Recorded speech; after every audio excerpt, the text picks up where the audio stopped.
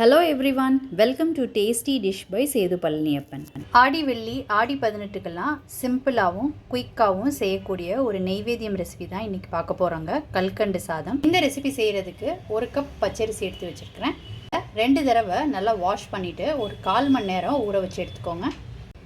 அரிசியை ஊற வச்சு செய்யும்போது பச்சரிசி நல்லா குழைவாக கிடைக்கும். அதுக்காக தான் நான் ஊற வைக்கிறேங்க.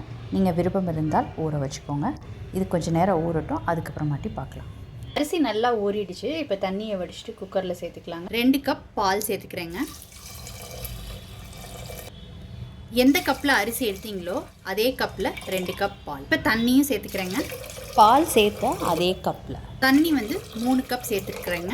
பால் தண்ணி எல்லாம் சேர்த்துருந்தது ஒரு கொதி வர ஆரம்பிச்சிருச்சுங்க. இப்போ ஒரு தடவை கலந்து விட்டுக்கலாம்.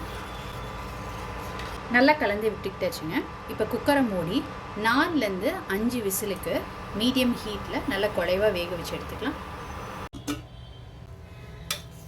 ரைஸ் நல்லா சூப்பராக குக் ஆகிருக்குங்க. இதை நல்லா மசிச்சு விட்டுக்கோங்க. இப்போ கல்கண்டு சேர்த்துக்கலாங்க. நான் டைமண்ட் கல்கண்டு 1/4 கப் சேர்த்துக்கிட்டு இருக்கேங்க. இதை நல்லா கலந்து விட்டுக்கலாம். 1க்கு 1 சேர்க்கறதுனால சேர்க்கலாங்க. அது அளவான ஸ்வீட்டாக தான் இருக்கும். நான் 1/4 கப் சேர்த்துக்கிட்டு இருக்கேங்க. 1/4 கரெக்டானதாக இருக்கும். உங்கள் ஸ்வீட்டுக்கு ஏற்ப நீங்கள் கூட குறைச்சி பார்த்து போட்டுக்கோங்க.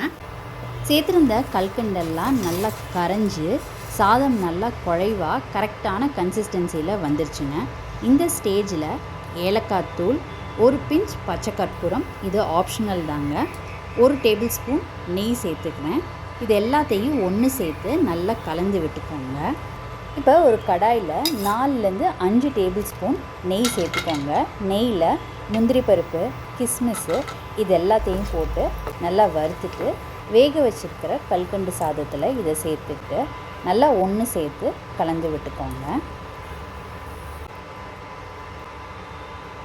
ஆடி வெள்ளி ஆடி 18 இதுக்கெல்லாம் ஒரு சூப்பரான பிரசாதம் ரெசிபி தான் இன்றைக்கி பார்த்துருக்குறோங்க. கல்கண்டு சாதம் ரொம்ப சிம்பிள் அண்ட் ஈஸியான ரெசிபி, குயிக்காக செய்யக்கூடியது. நீங்கள் இந்த ரெசிபி கண்டிப்பாக ட்ரை பண்ணி பாருங்கள். ட்ரை பண்ணிவிட்டு உங்களோட கமெண்ட்ஸை சொல்லுங்கள். உங்களுக்கு இந்த ரெசிபி பிடிச்சிருந்துச்சுன்னா லைக் அண்ட் ஷேர் பண்ணுங்கள். உங்கள் ஃபேமிலி அண்ட் ஃப்ரெண்ட்ஸ்க்கு. Tasty dish by Sethu Palaniappan சேனலை சப்ஸ்கிரைப் பண்ணுங்கள். நோட்டிஃபிகேஷன் பெல்லை கிளிக் பண்ணுங்கள் for more videos. Thanks for வாட்சிங்.